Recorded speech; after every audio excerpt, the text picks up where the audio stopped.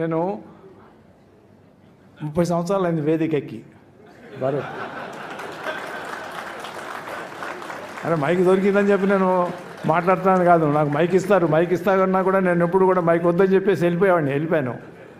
ఇవాళ నా పుస్తకానికి సంబంధించిన చరిత్ర ఒక స్థాయిలోకి వచ్చింది కాబట్టి 4 మాటలు చెప్పాలనిపించింది. అందుకని ఇట్లా చరిత్ర గురించి ఈ చరిత్రలో ఇంకొక చివరికి వచ్చేస్తాను. ఇక ఇలా ఈ చరిత్రలో ఉన్నటువంటి భాగాలన్నింటినీ తర్వాత వరల్డ్ వార్స్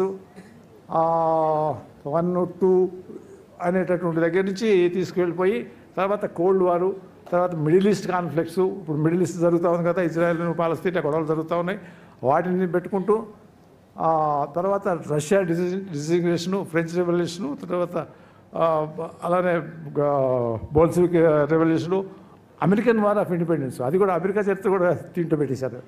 ఏది వదల, జపాన్ చరిత్ర వదల, చైనా చరిత్ర వదల, ఫుల్ చరిత్ర అన్నింటినీ తీసుకొచ్చి 340 పేజీల్లోకి తీసుకొచ్చి, అది నా గ్రేట్నెస్ లేకపోతే అంటారో నా యొక్క శక్తి అంటారో నాకు భగవద్గీతటువంటి ఇదో.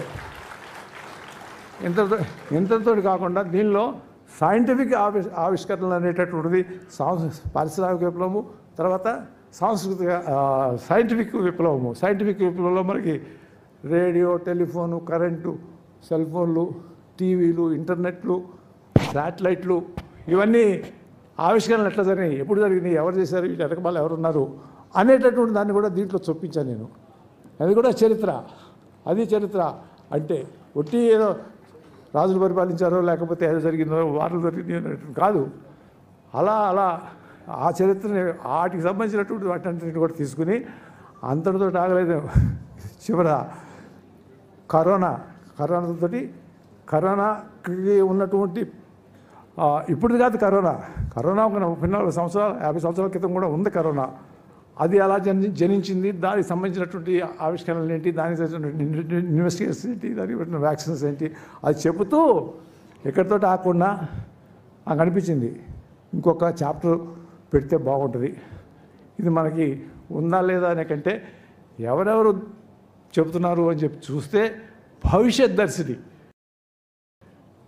దర్శిని అంటే ఏంటి, రాబోయే కాలంలో ఏం జరగబోతూ ఉంది అంటే రాబోయేటువంటి ఇప్పుడు ఆర్టిఫిషియల్ ఇంటెలిజెన్స్ అంటున్నాం, అలానే మనం ఇంకేం చెప్తున్నాం, మనకి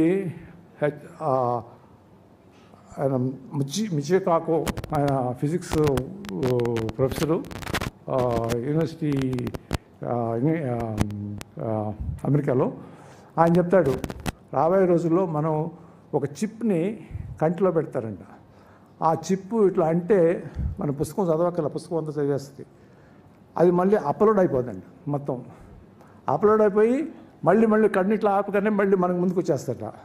మొత్తం రాబోయే రోజుల్లో ఇది జరగబోతూ ఉంది అని చెప్తాడు ఆయన చాలా స్ట్రాంగ్గా. అలానే మనకి ఆర్టిఫిషియల్ ఇంటెలిజెన్స్లో ఏమంటారు, ఇప్పుడు మన గొర్రెలు మేకలు మనం అంతా పెంచుకుని తింటాం, రేపు అవసరం లేదు, ఒక సెల్లు 2 సెల్లు తీసుకెళ్ళి ల్యాబొరేటరీలో పెట్టేసేసి గొర్రెలు పెంచుతారంట, గొర్రెలు పెంచుతారంట. ఇది చెప్తారు. ఆర్టిఫిషియల్ ఇంటెలిజెన్స్ గురించి చెప్తా ఉన్నాం ఇప్పుడు అంతా కూడా. ఇవే కాదు, చివరిగా ఇవన్నీ కూడా ఎవరెవరు ఏం చెప్పారో చెప్పి సెకండ్ నేను చెప్పినట్టు రాయలేదు, ఎవరెవరు ఏం చెప్తున్నారు ప్రపంచంలో ఇప్పుడని ఆ చాప్టర్లో పెడుతున్నాను. నాకు లేటెస్ట్గా తెలిసింది ఏంటంటే ఇది ఇంకొక 5-6 సంవత్సరాల్లో మనకి రాబోయేటటువంటి మార్పు లేకపోతే రాబోయేటటువంటి కొత్త ఇన్వెన్షన్ ఏంటంటే మనం ఇంకొక 50 సంవత్సరాలు ఎట్లా బతకొచ్చు అనేటటువంటి దానికి మెకానిజం వచ్చేస్తట.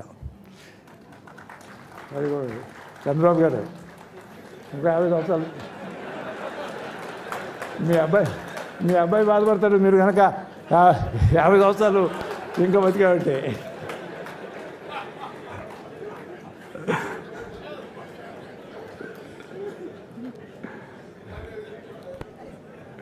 సో అదంట. ఇంకా ఇంకొకటి ఉంది, మన బ్రెయిన్లో కొన్ని కోట్ల న్యూరాన్స్ ఉన్నాయి. ఈ న్యూరాన్స్ ఇవన్నీ కూడా మనం చేసేటటువంటివి, మనం మాట్లాడుకునేటటువంటివి, మనం చదువుకునేటటువంటివి అన్నీ నిక్షిప్తం చేసుకుంటూ ఉంటాయి. ఈ బ్రెయిన్ని రాబోయే రోజుల్లో మనం మన నెక్స్ట్ జనరేషన్ మన పిల్లాడికి మనం దేహం వదిలేస్తూ మనం ఈ మొత్తాన్ని అతనికి ట్రాన్స్ఫర్ చేయొచ్చంట. ఇది జరగబోతుందని చెప్పి నాకు ఈ పుస్తకం రాసేటప్పుడు తెలియదు. తర్వాత మళ్ళీ ఇంకా ఏమి ఇన్వెన్షన్స్ రాబోతున్నాయి అని చెప్పి చూస్తూ ఉంటే నాకు తెలిసినటువంటి వ్యవహారం ఇది. కాబట్టి రెడీగా ఉండండి. ఇంకొక 5-6 సంవత్సరాలు కనుక బతికే అంటే మాట్లాడము మళ్ళీ ఇంకొక 50 సంవత్సరాలకు ప్లాన్ చేయొచ్చు. So what ever it is, చాలా సంతోషం. నాకు తృప్తిగా ఉంది. ఇవాళ 4 పుస్తకాల గురించి చెప్పుకున్నాను. నేను 30 సంవత్సరాల తర్వాత వేదికెక్కినా మంచి ఉపన్యాసం చేశారని చెప్పి నేను అనుకుంటున్నాను. నాకు నిర్మలా సీతారామన్ గారు అంటే చాలా గౌరవం. ఆవిడ ఉపన్యాసాలు చూశాను. ఆవిడ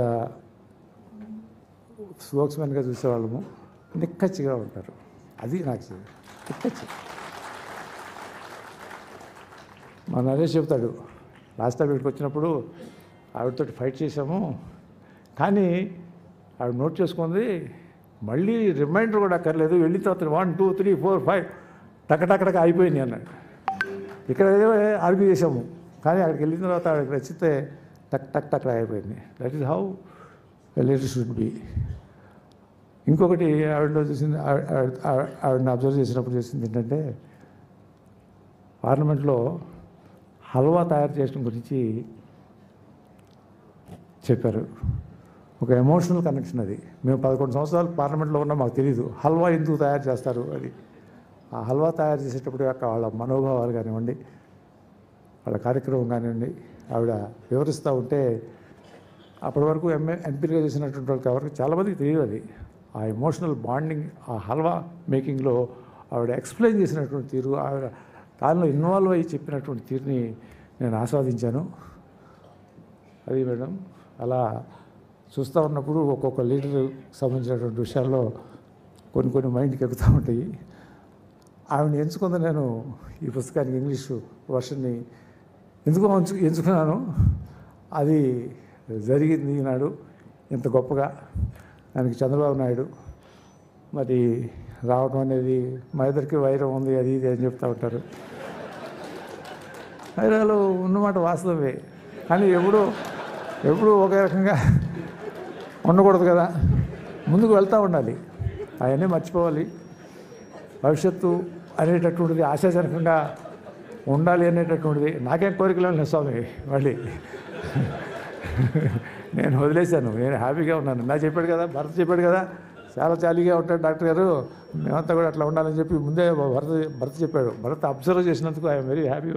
భరత్ దాట్స్ మీద ఐఎమ్ రియల్లీ హ్యాపీ.